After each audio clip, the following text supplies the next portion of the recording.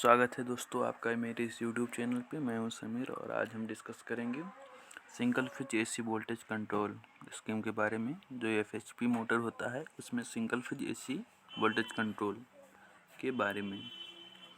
तो FHP motor क्या होता है आपको पहले ही बता दिया है, फिर भी जानकारी के लिए। जिसमें 1 HP से जो लेस होता है पावर जिस मोटरों में 1 HP से कम के मोटरों को FHP मोटर कहते हैं हम, या फिर इसको इक्विवेलेंट भी होता है 745.7 वाट। वैसे 1 HP 746 वाट होता है, पर एग्जैक्ट 745.7 होता है वाट के बराबर। तो जिन मोटरों की वैल्यू 1 HP से कम होती है, जिनकी पावर 1 HP से लेस होती है, उन्हें FHP मोटर कहते हैं। और इन FHP मोटर में कंट्रोलिंग कैसे किया जाता है सिंगल फेज एसी में, वही आज हम डिस्कस करेंगे।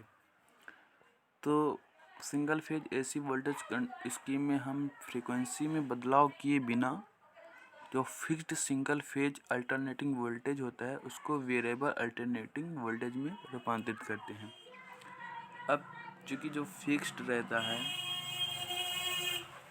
वोल्टेज उसको हम वेरिएबल वोल्टेज में रूपांतरित करते हैं। जब वेरिएबल वोल्टेज में रूपांतरित करेंगे तभी मेरा वोल्टेज कंट्रोलिंग कर सकेंगे, और जब वोल्टेज को कंट्रोल कर सकेंगे तो single phase AC voltage control scheme में यही पढ़ना है। और जब सिंगल फेज एसी वोल्टेज को कंट्रोल करेंगे तो FHP मोटर के स्पीड या कुछ भी हम FHP मोटर को हम कंट्रोल कर सकते हैं, जो भी हो।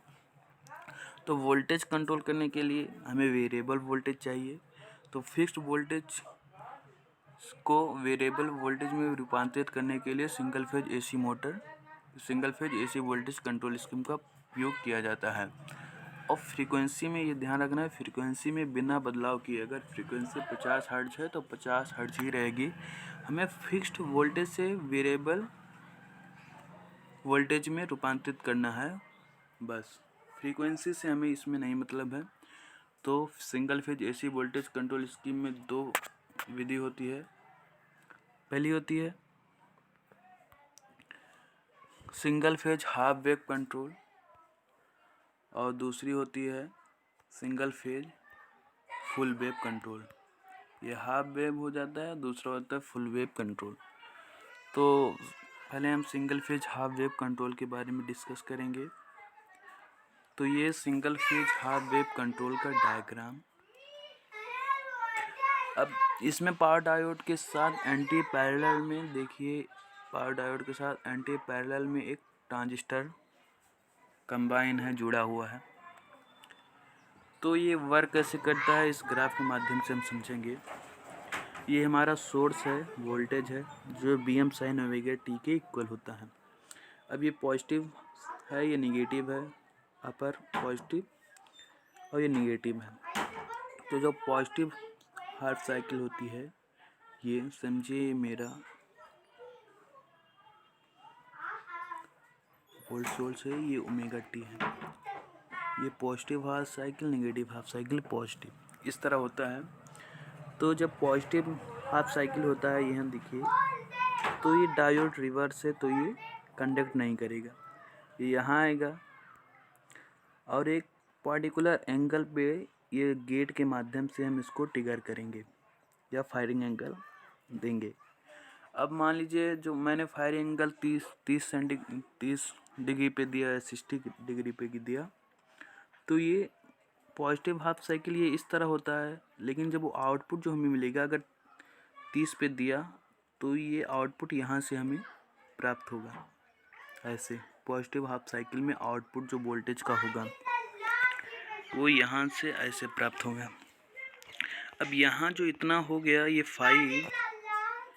फाई जो एंगल होता है जिस पे हम control angle, firing angle trigger करते हैं, वो होता है अल्फ़ा।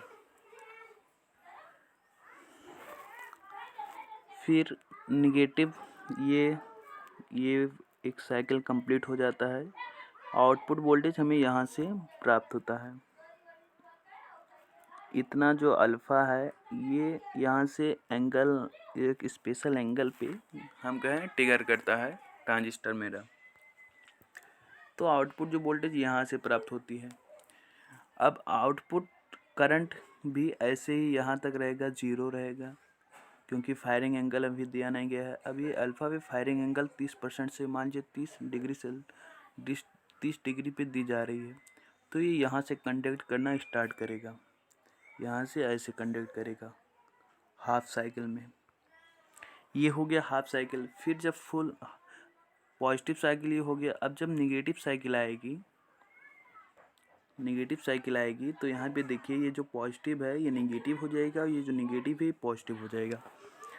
तब फिर करंट यहाँ से आते हुए ये रेजिस्टेंस, ये मोटर मान लीजिए ये यहाँ से होता हुआ ये डायोड से जाएगा।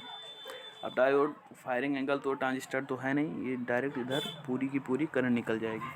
तो इसलिए जो निगेटिव हाफ साइकिल, ऐसे पूरा आउटपुट मुझे मिल जाएगा करंट का भी, और ये वोल्टेज का भी आउटपुट हमें पूरा मिल जाएगा।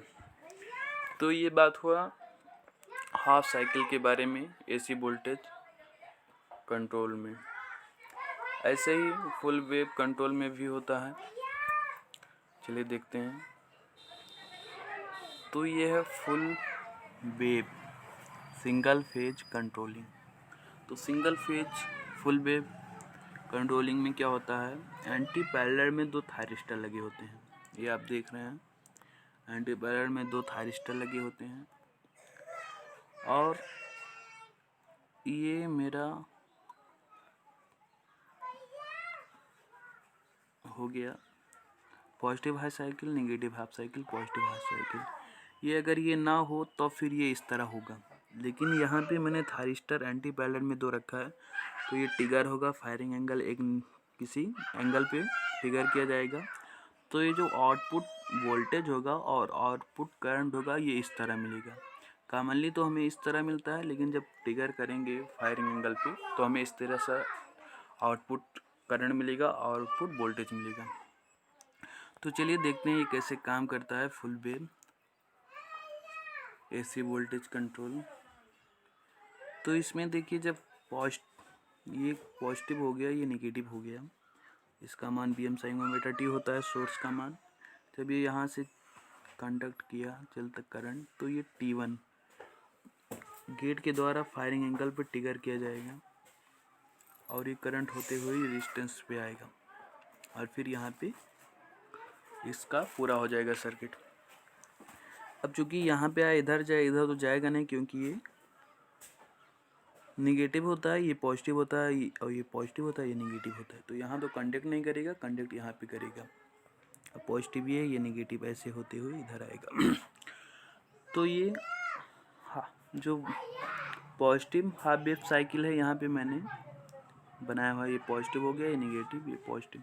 तो जो पॉजिटिव हाफ साइकिल है ये किसी एंगल पे, या मान लीजिए फाई एंगल पे ट्रिगर हुआ, तो ये आउटपुट जो वोल्टेज होगा यहाँ से हमें मिलेगा, और यहाँ ऐसे होते हुए यहाँ से यहाँ इतने पे हमें आउटपुट वोल्टेज मिलेगा। अब आउटपुट करंट भी अगर अल्फ़ा से करंट ट्रिगर हुआ है फायरिंग एंगल पे, तो हमें यहाँ मिलेगा आउटपुट करंट, इतना मिलेगा पॉजिटिव हाफ साइकिल में।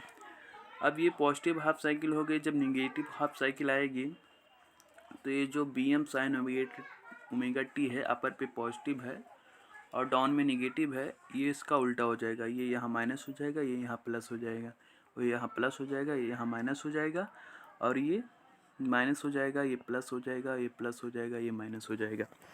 तो करंट इधर से फ्लो होगा ऐसे होते हुए, फिर यहाँ पे ट्रिगर होगा अल्फ़ा, किसमें, हाफ साइकिल माइनस में, ये माइनस में नेगेटिव हाफ साइकिल में यहाँ पे ट्रिगर होगा। और जब ट्रिगर होगा किसी एंगल पे, उसको फाई मान लीजिए। अब यहाँ से जब ट्रिगर हुआ तो यहाँ से हमें आउटपुट मिलेगा करंट का, यहाँ तक, यहाँ से यहाँ तक आउटपुट करंट का मिलेगा। ऐसे वोल्टेज में जब फाई एंगल पे ट्रिगर हुआ तो 5+1 एंगल पे हमें, यहाँ में 5+ अल्फ़ा एंगल पे हमें आउटपुट करंट और आउटपुट वोल्टेज मिलेगी नेगेटिव हाफ साइकिल में। तो इस तरह हमें single phase half wave control और single phase full wave control voltage को कंट्रोल करते हैं इस स्कीम के द्वारा, सिंगल फेज हाफ वेव और फुल वेव। तो सिंगल फेज में क्या होता है, सिंगल फेज हाफ वेव में ये होता है कि एक ही वेव में केवल पॉजिटिव में ही हमारा आउटपुट फाई एंगल पे ट्रिगर होता है, बाकी नेगेटिव पूरी हमें मिलती है। जबकि बात करें अगर फुल वेव में, तो फुल वेव में अल्फ़ा पर भी ट्रिगर होता है पॉजिटिव सर्किल में भी, हाफ साइकिल में, और निगेटिव में भी ट्रिगर होता है फायरिंग एंगल पे alpha plus phi plus alpha पे। तो जो हाफ वेव होता है वोल्टेज कंट्रोल, उसमें केवल पॉजिटिव पे ही फायरिंग एंगल होती है और वहीं से आउटपुट नहीं मिलता है, बल्कि नेगेटिव हाफ साइकिल में हमें पूरा मिलता है। और अंतर यही है फुल वेव में कि इस निगेटिव में भी ये firing angle alpha pi plus alpha पे फायरिंग होता है और पॉजिटिव साइकिल में भी होता है। तो आशा है कि आपको ये वीडियो पसंद आया होगा। अगर वीडियो पसंद आए तो लाइक और सब्सक्राइब करना मत भूलिए।